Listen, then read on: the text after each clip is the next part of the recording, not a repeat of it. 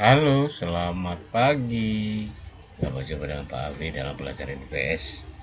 Baik, anak-anak kami, pada hari ini kita masuk ke bagian C dari bab 3, yaitu permintaan, penawaran, harga, dan pasar. Ya, baik. Pada hari ini, kita secara spesifik khusus berbicara masalah permintaan. Oke? Baik, untuk itu mari kita lihat tujuan pembelajaran kita pagi hari ini. Ada 3 tujuan pembelajaran. Yang pertama, menjelaskan pengertian permintaan. Yang kedua, menjelaskan faktor yang mempengaruhi permintaan. Yang ketiga, menjelaskan jenis-jenis permintaan. Ya, untuk itu mari kita lihat dulu pengantar pada bagian ini.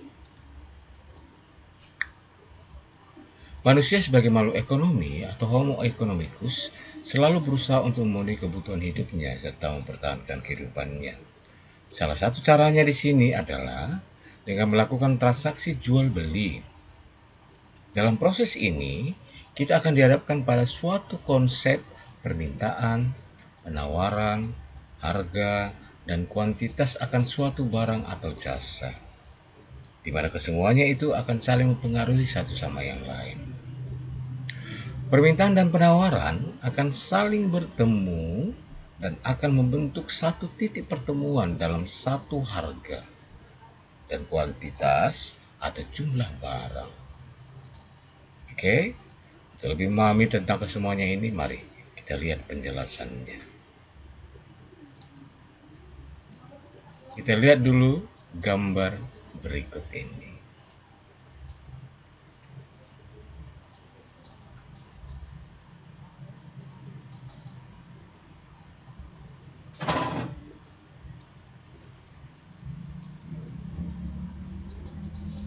Baik, kita lihat penjelasannya.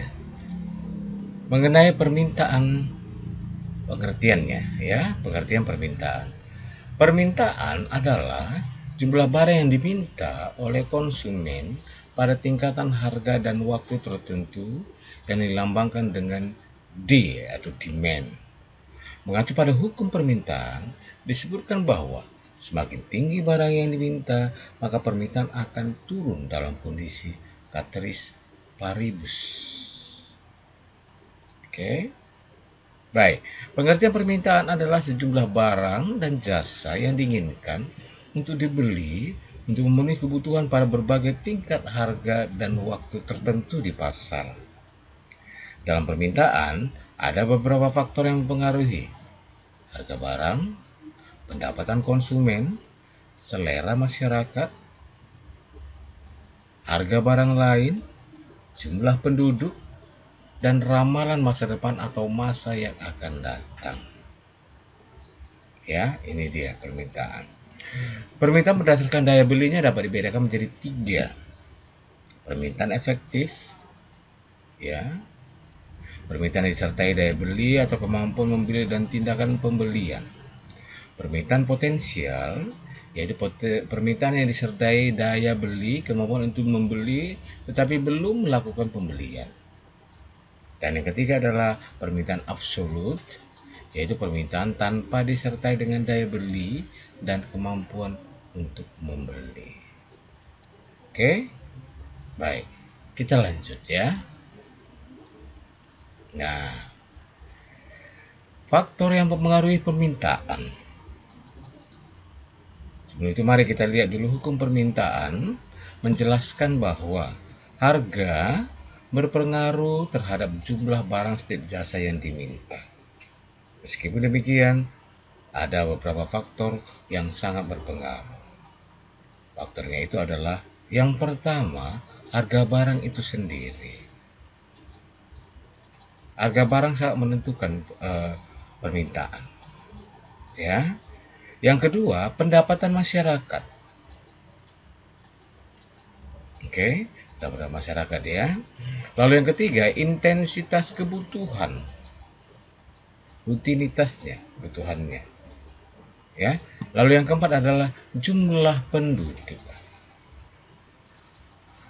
Oke. Jumlah penduduk. Baik, kita lanjut. Yang kelima, selera. Selera konsumen itu bagaimana? Nah, itu dia.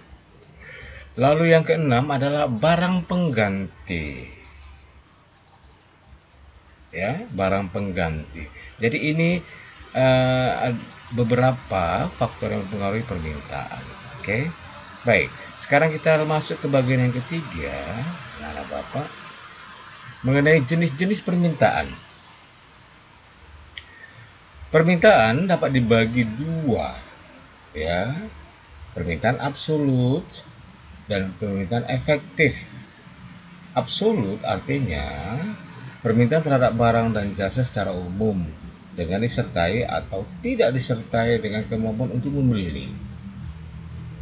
Ya. Sedangkan efektif permintaan terhadap barang atau jasa yang disertai dengan kemampuan untuk membeli. Ya, ini dua. Baik, dalam hukum permintaan, oke, dengan menganggap faktor lain bersifat tetap, hukum permintaan menyatakan bahwa ketika harga suatu barang mengalami penurunan, maka jumlah permintaan barang tersebut akan naik.